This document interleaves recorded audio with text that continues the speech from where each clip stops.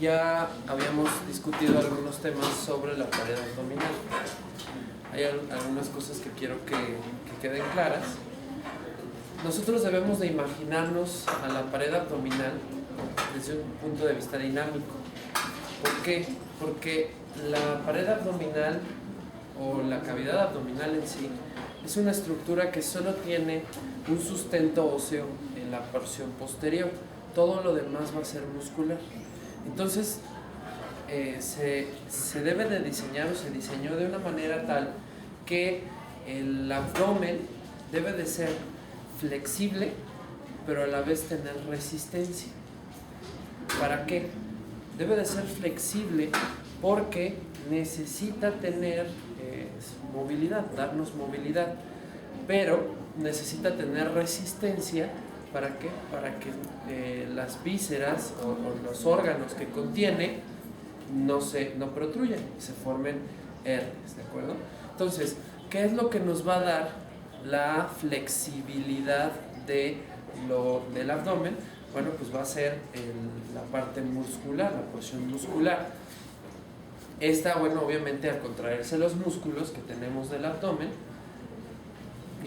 sí va a dar cierta resistencia, pero la mayor parte de la flexibilidad que tiene el abdomen va a ser gracias a su pared muscular. En cambio, lo que nos va a dar la resistencia, los que nos va a mantener la continencia de las vísceras abdominales, van a ser las fascias y aponeurosis. Esas van a darle la rigidez necesaria o el sustento al músculo. ¿Para qué? Para que este músculo no protruya. ¿De acuerdo?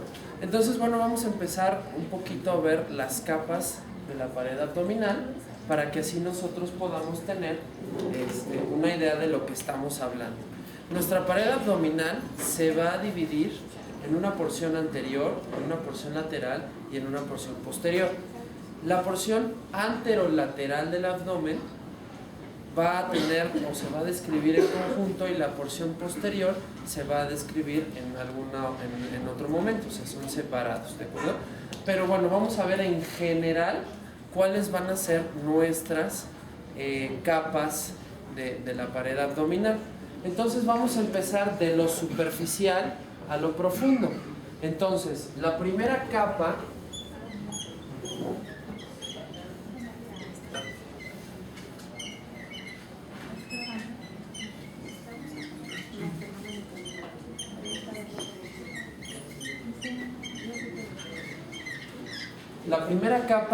pues va a ser la piel.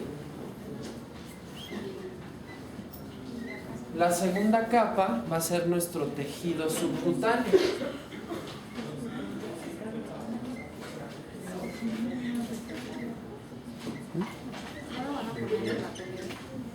Después del tejido subcutáneo vienen dos fascias.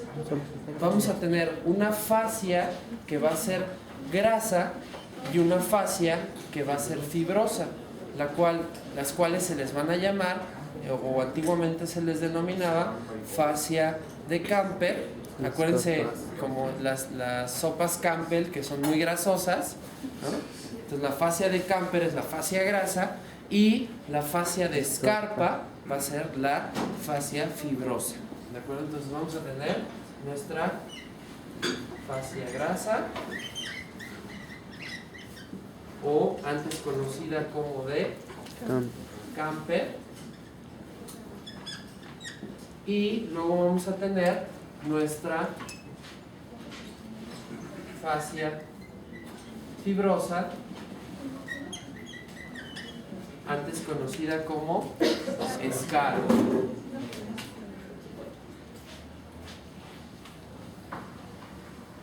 Después de estas que vienen, ya vamos a tener a las aponeurosis.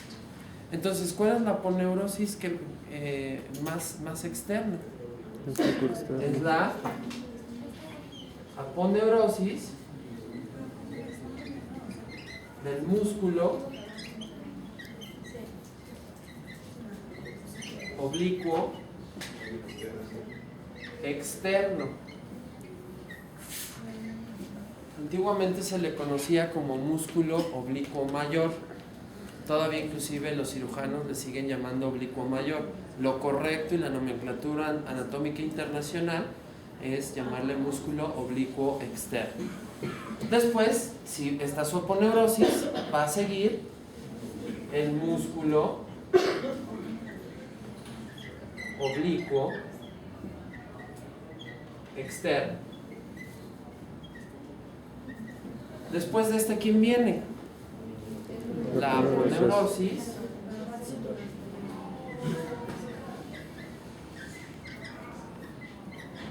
del músculo oblicuo interno. Enseguida de este viene el músculo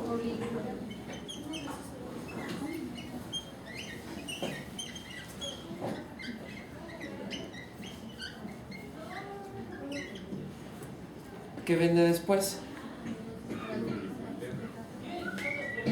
La aponeurosis del músculo transverso del abdomen. Acuérdense que los tres músculos importantes del abdomen, de la pared anterolateral, van a ser oblicuo externo, oblicuo interno y transverso del abdomen. Entonces viene la aponeurosis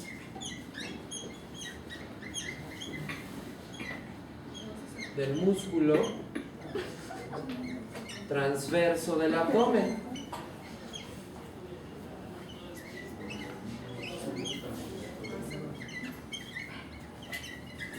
Inmediatamente después viene el músculo transverso del abdomen. Ok, ya tenemos los tres músculos principales. Después, ¿qué nos viene? Por detrás de este va a estar la fascia transversalis, que es la pared posterior de nuestro canal inguinal y recubre todo al abdomen. Entonces viene nuestra fascia transversalis,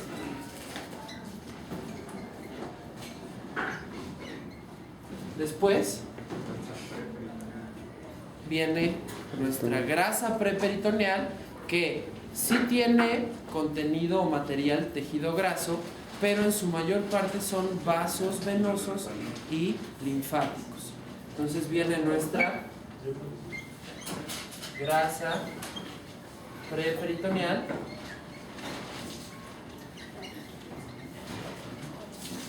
y finalmente viene nuestro peritoneo parietal. Entonces quiero dejar dos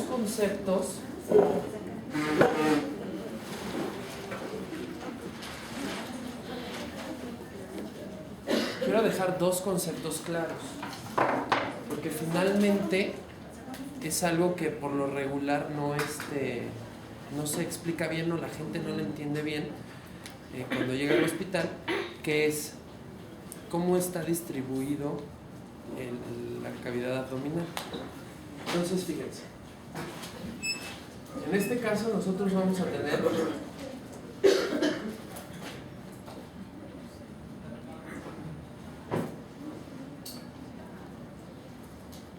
nuestro abdomen visto como si fuera un corte tomográfico.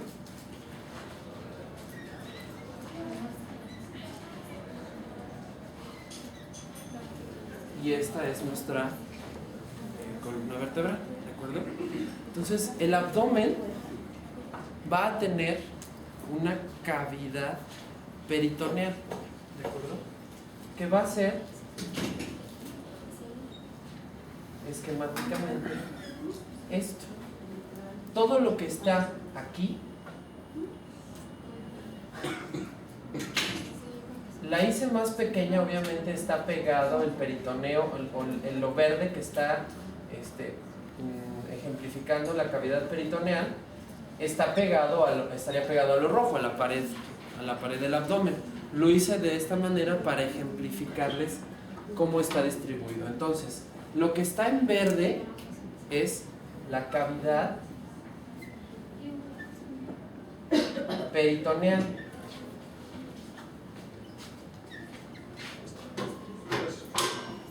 acuerdo? Cavidad peritoneal.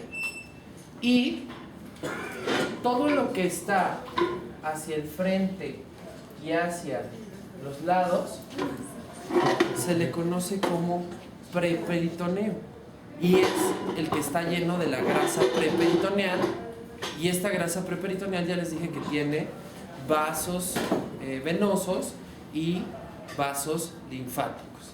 Entonces esto sería el preperitoneo.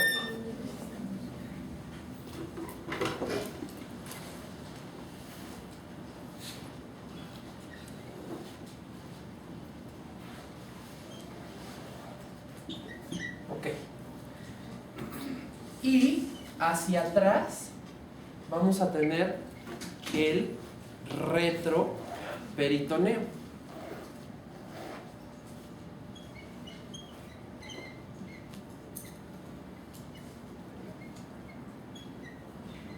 Ok. Esto es muy importante porque en la cirugía abdominal nosotros debemos de tomar en consideración que en el preperitoneo por lo regular existen venas y linfáticos, ¿de acuerdo? Cuando hay una irritación peritoneal, que sería el reborde verde, esta grasa preperitoneal, obviamente como tiene el líquido inflamatorio, se va a edematizar y va a doler junto con el peritoneo parietal, e inclusive podemos llegar a ver esta grasa preperitoneal más remarcada o más radioopaca de lo habitual en una placa simple de abdomen. La cavidad peritoneal es donde vamos a tener la mayor parte de las vísceras abdominales. Es móvil adentro de la cavidad peritoneal, salvo algunas vísceras, por ejemplo el hígado, va a ser muy móvil, ¿de acuerdo? Y atrás, en el retroperitoneo, vamos a tener ciertas estructuras que van a ser grandes vasos, es decir, por ejemplo, vamos a tener a nuestra aorta abdominal, a nuestra vena cava, vamos a tener a los ureteros, vamos a tener a los riñones, vamos a tener ciertas porciones del páncreas, al duodeno, y aquí viene la discusión o la discrepancia, y depende de dónde lo lean, depende de quién se los diga. Algunos manejan que el colon, sobre todo colon ascendente y colon descendente, son órganos retroperitoneales. Esto va a depender de dónde lo lean. Pero lo que sí es un hecho, y ustedes ya tómenlo en consideración, es lo siguiente.